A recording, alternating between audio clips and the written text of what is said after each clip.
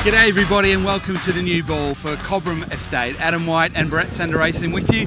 We're doing the new ball a little bit differently today because, Bharat, the test finished in 4 days. We thought we'd do a little bit of exploring through the city and not only talk about cricket during the course of this show, but talk to a couple of the locals about what it's like to live, to breathe and to work here in Grenada. So it is a Monday.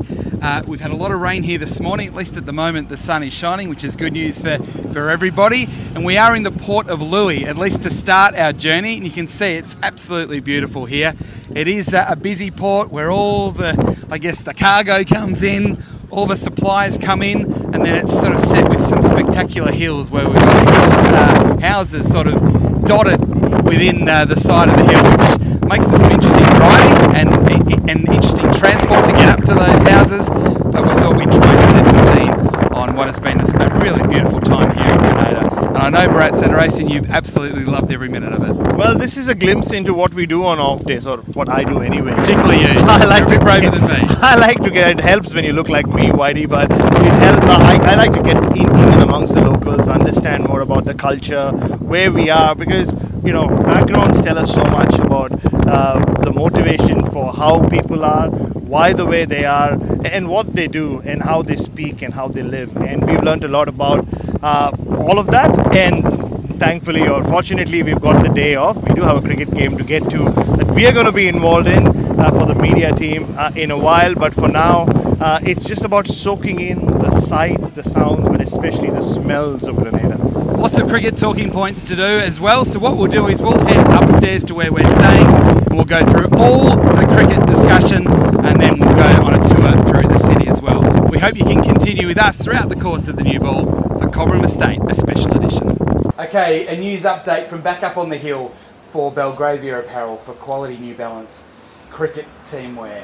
There's been a lot of speculation since the end of the second test here in Grenada yesterday that there was some doubt around the third test at Jamaica. Not necessarily that it would be played at all, but the fact that it would be a day-night test match, because Bharat, it was only, maybe 2 months ago it was a day game, then it was a day-night game, but would the lights be ready? Now we've had some conversations over the last 24 hours, the two of us, around this, because it has been reported that it might not be a day-night test match, but I think we're pretty certain it's going to be. Yeah, from what we've heard from people in the know and people who matter, it does sound like whatever clearances that they needed for the light. I mean, there were some reports that there was one light which wasn't, covering the didn't have enough lux for that part of the ground, but all of that has been cleared. Look, we'll only know once we get there. I've also heard that the Prime Minister of Jamaica is heavily involved in ensuring that this is a day-night test. It will be a historic occasion, never happened before in Jamaica. So all of that will add to the whole push to ensure that it is a day-night test. And I think it was also a question of match referee Javagal Srinath. Has he seen it? Because it'll come down to him. He's the match commissioner after all. But it looks like most of those hurdles have been cleared.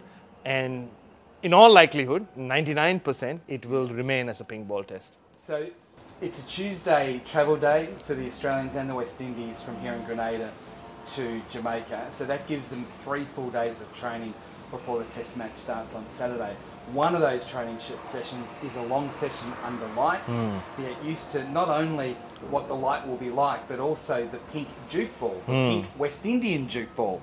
Because we've had some issues with the West Indian Duke red ball. We have. Who knows what the pink ball is going to be like. And that could even, and I don't think it necessarily will, but my feeling is it could potentially even have a say on selection based on how the ball moves, how it comes off the pitch, all those sorts of things. Yeah, and probably there could be something along the lines of experience of facing the pink ball, because I've heard so many different theories about what it is like to face the new ball. Cheteshwar Pujara, I think in 2020, remember, said it almost feels like it's doing things it isn't, especially during that twilight hour, and which is why I think the lights play such a big role, which is why we are focusing so much on the lights, because with that pink ball, especially once it gets to in Jamaica, it will be the same. You're 1 hour behind, don't forget, but by the time it gets to 6:30 or even 7, that's when you need the lights more than even when it's late, if that makes sense, because that's when it is tricky.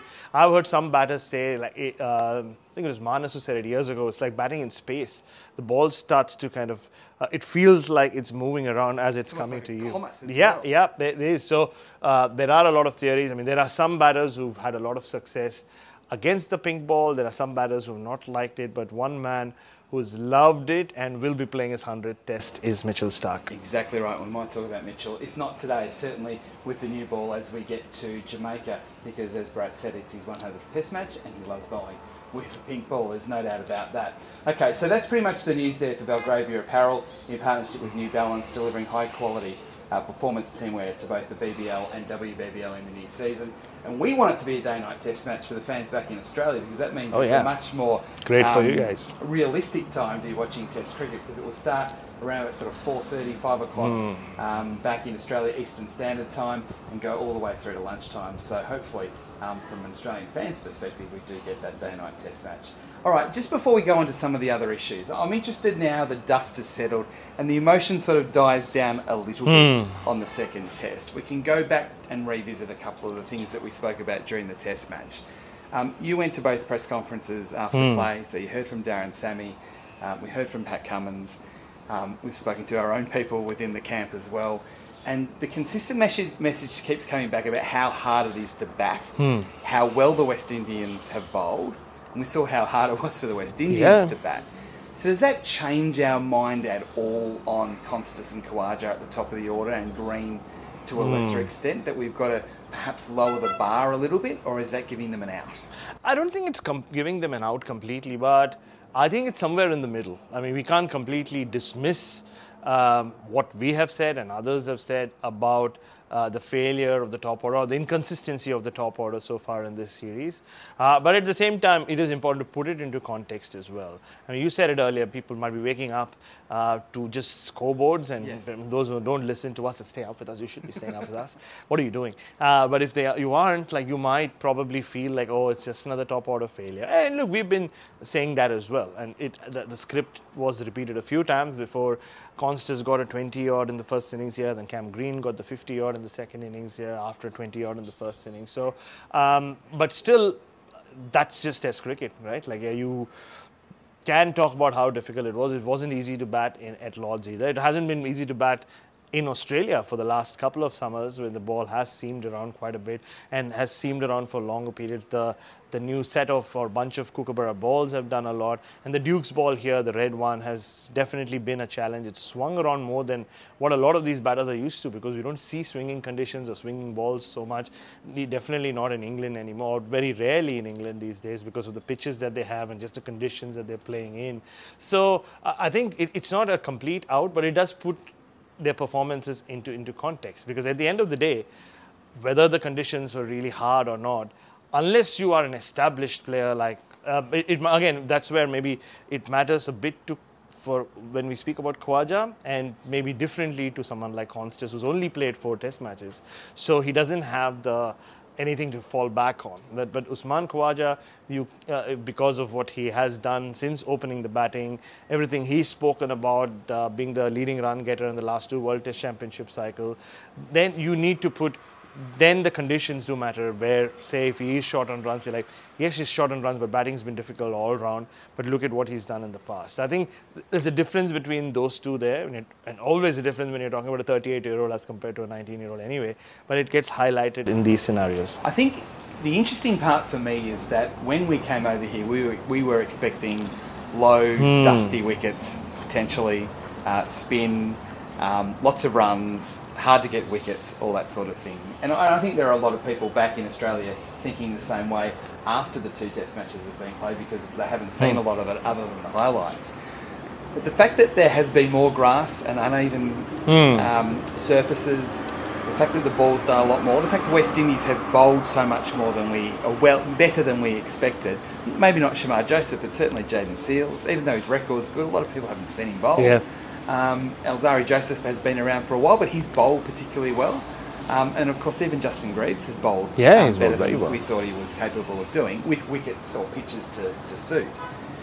I wonder whether this is now more of a comparison to what we're going to get in Australia than what we thought going into the series. Because I remember Andrew McDonald saying, look, you know, it's not really that relevant to the Ashes with the team we've picked and performances based on what we're going to get in the Ashes because the pitches are going to be so different. I'm not now so sure about that. And I think the other part of it, Brad, is that there's the technical side of things, there's the condition side of things, but there's also coping with the pressure of playing for Australia. And can you actually perform at your natural level while you've got that green helmet on at Australia? And I think that's more the constant discussion to me, whereas Khawaja, it's becoming more a technical thing and a fast bowling thing. It can't be disputed now, even though Aussie doesn't want it to be, just based on what we've seen so far. Yeah, it's based completely on the fact that we mentioned it a few times the last couple of weeks, and anytime, and it's not about Usman Khawaja at all. It's about any batter when they are at the latter half or towards the end of their career, when they start getting out in similar fashion, it does become a concern, and it's not new. You go back as far back as you want. The great Viv Richards had the same issue, and they said, well, his eye wasn't the same towards the end. We've spoken a lot about Dravid and Ponting and Virat Kohli in very recent times.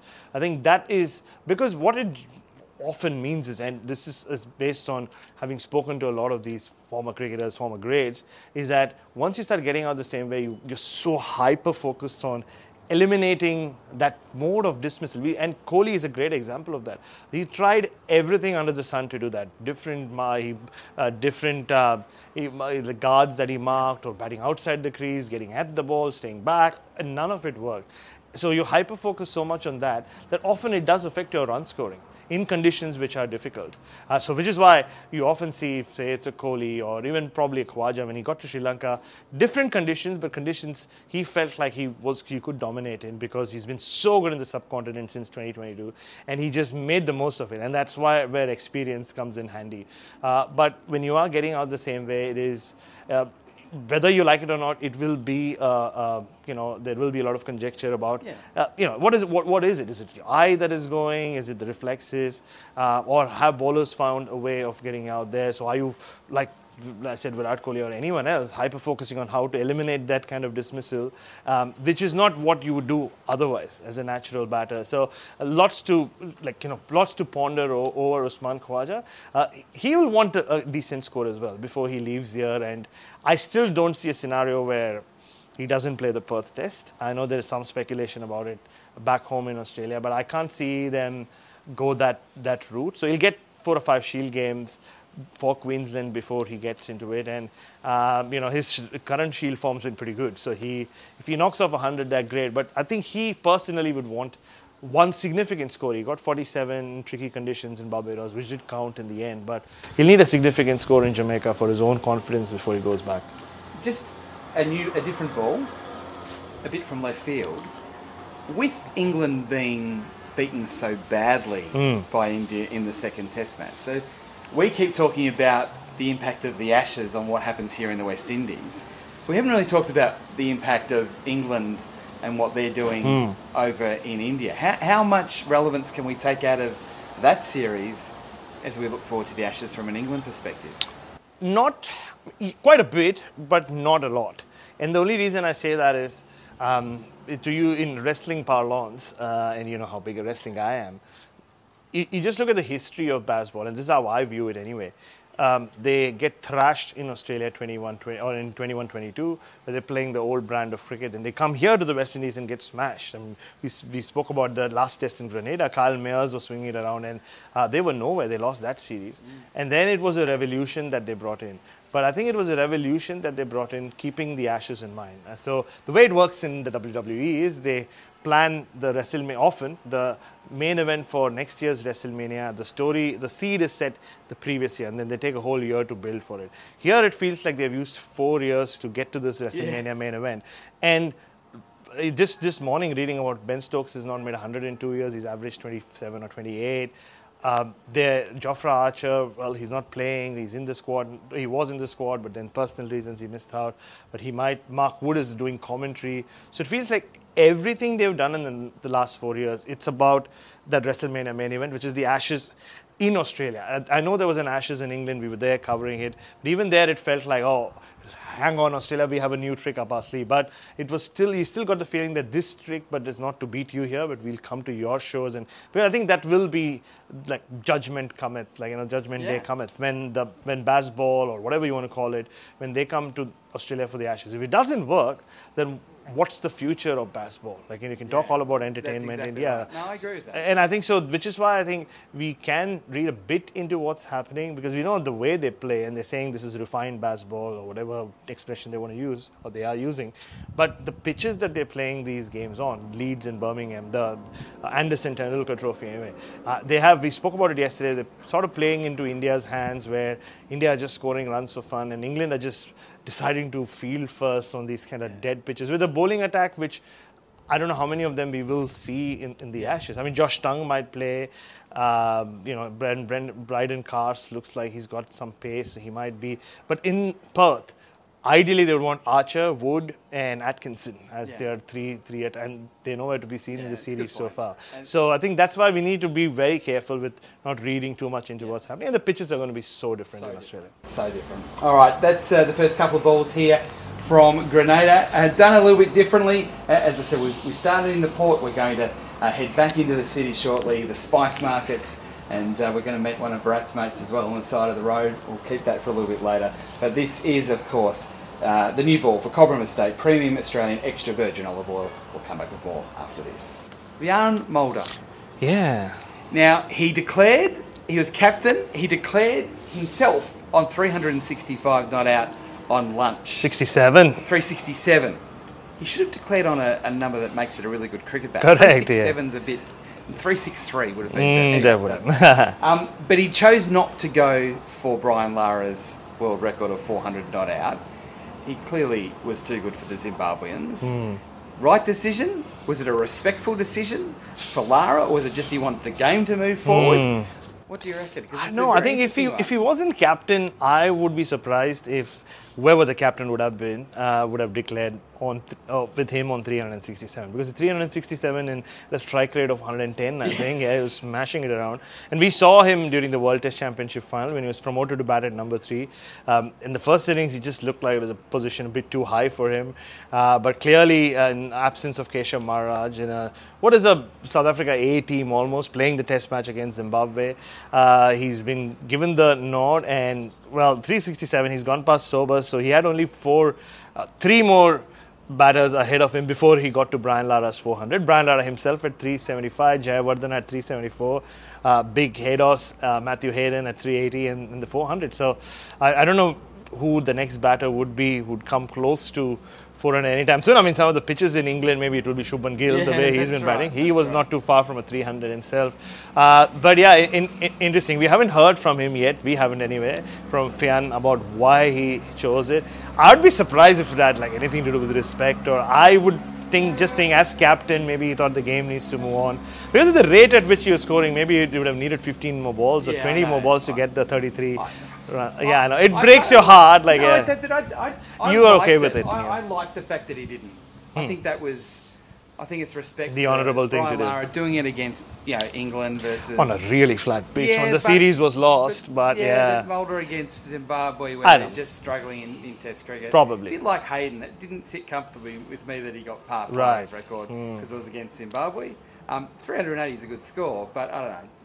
It's an interesting one. Yeah. I mean, I had no issues with Hayden getting 380 because, once he made his comeback in 2001, he was just dominating cricket. And it was a good Zimbabwe attack. He'd streak, Ray Price, experienced attack that he got those runs against. So that counts for something. Brian Lara would have come out of retirement and tried to get the record. I'm sure. All right, let's go down to the city. I think you'll enjoy this. This is the new ball for Cobram Estate. We are on the streets here in Grenada, in the middle of St George's. The main road's just to the side on the way to the cricket ground.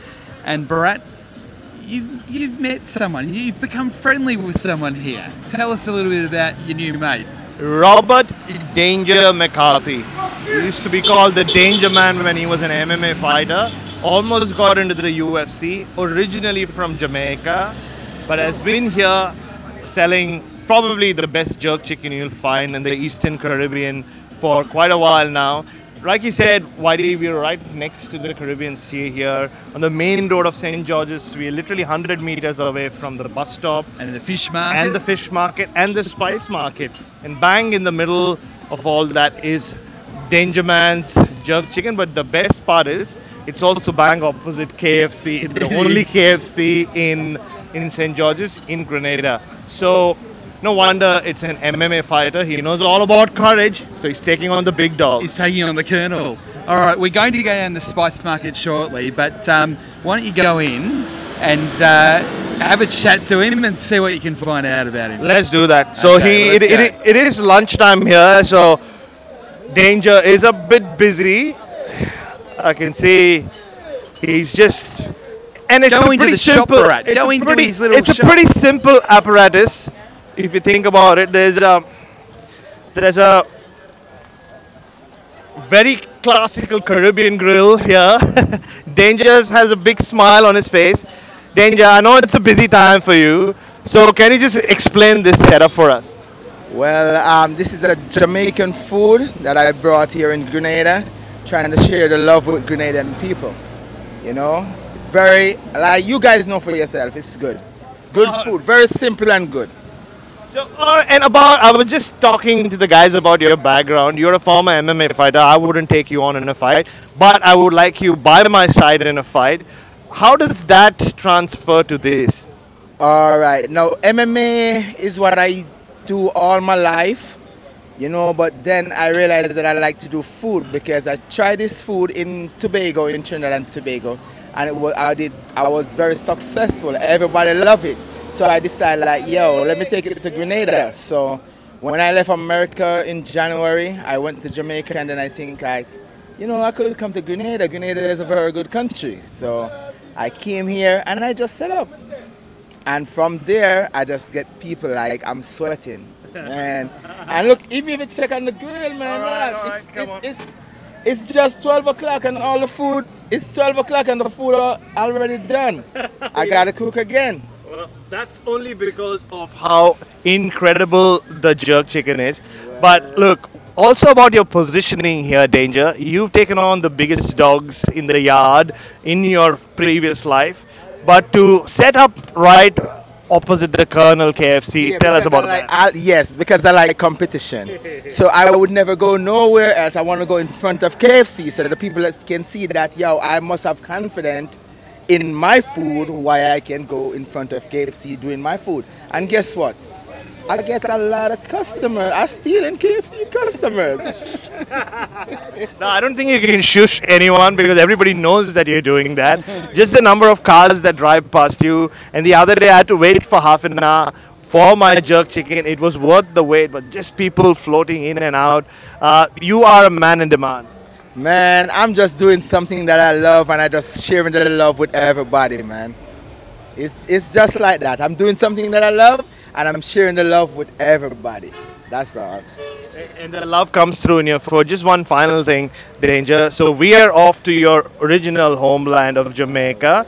I've been there many times, as you know. I'm taking a bunch of people who haven't been there very often. You won't be there to protect us. What do we need to keep in mind? And can we just say we are with Danger and they'll leave us alone? Right. I'm very familiar in Jamaica. Everyone know me in Jamaica. But I would just like to tell you guys, like, just be normal. Don't try to for protection. Leave the most important stuff at the hotel. Walk with less stuff. Yes, you can walk with cash, but like if you have a phone with some important documents, you have, you know, passport and those stuff, leave them at the hotel. But be around people, be around crowd. Don't try to go wandering off of the girls or anything. Just stay in the limelight. But Jamaica is alright once you're not going in the ghetto or trying to, you know. But also, I always tell people this. In every 10 person that give you love, there's always one that want to steal something or want to do something or want to do something crazy. So, you know, you just have to be aware. I'm just going to carry a big poster of you, like from your MMA days for protection. Nobody's going to mess with me there. Man, you have my number, man. You have my number. If anything, you call me, I got you.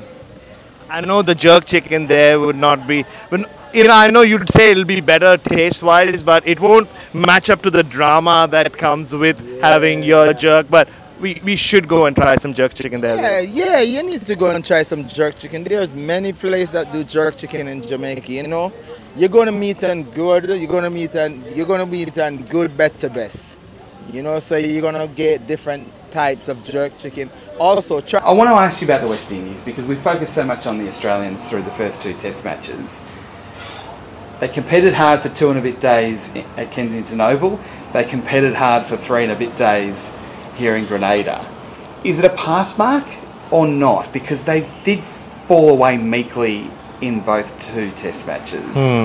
But for a long time they were very competitive. I'm finding it hard to get a read on what to make of it. What do you think of it? No, I mean, very competitive with the ball. I mean, they've really tested the Australians. You spoke about the difficult conditions, but they bowled excellently well. Jayden Seales, I know Shamar Joseph has had his moments, but I think for me, Jayden Seales has been almost the bowler of the series, up there with any of the 3 Australians who've done brilliantly as well.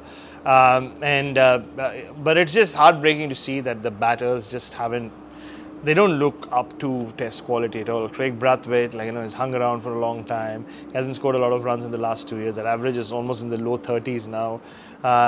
And for him to play his 100th Test and the way he got out in the first innings and even before he got out in the second innings, just flashing at a wide one from Stark. And he's supposed to be the anchor man. He's supposed to be the experienced man. So nobody's really setting the tone at all.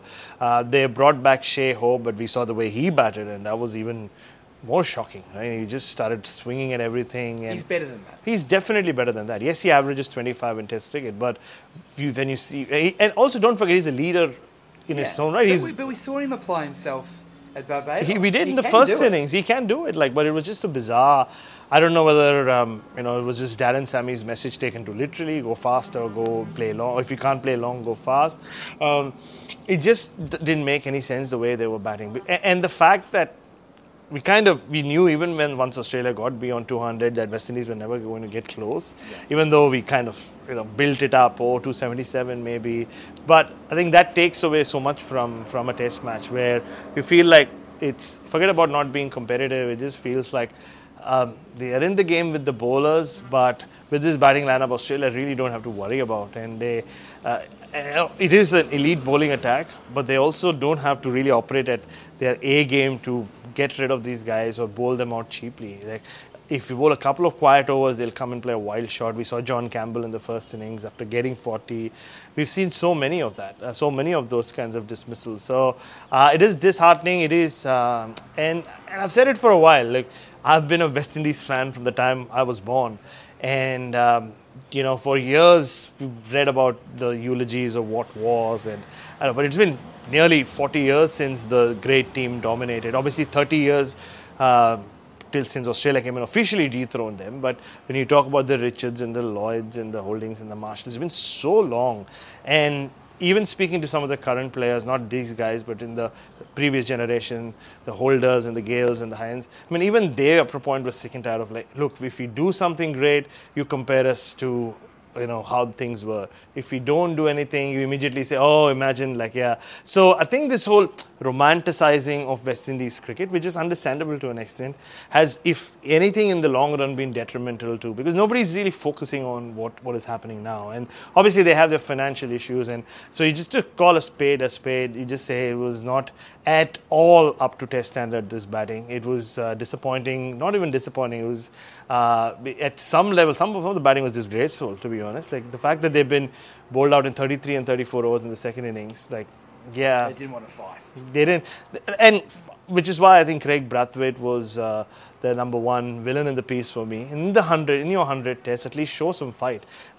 If he had batted and he was a sixth batter to fall after having shown some fight, you're like, okay. And then you're setting a tone for some of the younger players. If you're just flashing at wide deliveries and getting out, then what do you do? So I'll ask you this question a bit of a different way about the West Indies. If there wasn't T20 cricket and the only cricket to play was long form cricket, would the West Indians be stronger? Because I think of whether it's Russell or whether it's Moran or whether it's Hetmeyer. We're not going to go back to Bravo, but Hetmeyer, maybe Kieran Pollard, I'm not sure. But if they only had Test cricket to play, does that mean that there is enough talent in the islands to be a competitive nation, and they've just chosen to play and focus on short form cricket, or is this more a systemic issue? It is. I think it is a systemic issue. I think the pitches don't help at all. That's what Darren Sammy spoke about yesterday.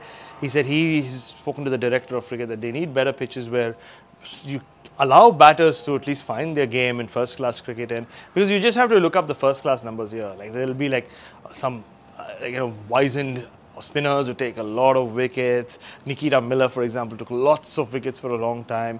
Nobody averages beyond 31, 32 in first class cricket. So they only can pick from what they have, and which is why someone like Craig Brathwaite with an average of 31, 32 has played 100 test matches. In any other country, that's not an average that's going to get you, because, and hasn't. Nobody has got to that kind of mark. Even Dimut Karnaratne, we kind of compare to him. I thought about it the other day. I think it's unfair because Dimut almost averaged 40 by the time he retired. His average was 39, unlike Craig. So I think it is a systemic issue. The pitches have a lot to play in it. I don't think it would have changed anything, because we would see the occasional bowler just jump up and really put on a show, like Shamar now, Jayden Seals, or even Fidel Edwards, Kemar Roach when he made his debut.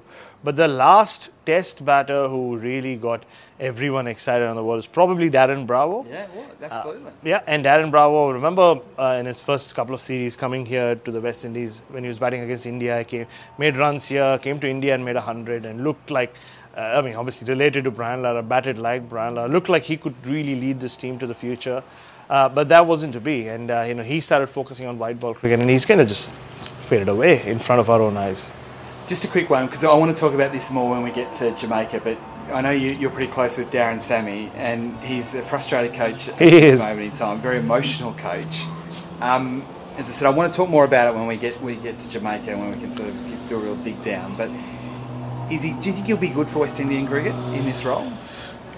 I think for any coach currently to do all three formats is a huge challenge. And you can see what he's done. So he's been white ball coach for 2 years. So clearly he's had conversations with the likes of Shea Hope or even John Campbell when he was there, and Roston Chase, and said, come back to Test cricket and let's see if you guys can work it out in Test cricket with your experience around the world. And Brandon King is a great example of that. But I think he leads through inspiration and motivation, and you can see that every time the camera is on his face. But he'll need more from his players, his batters in particular.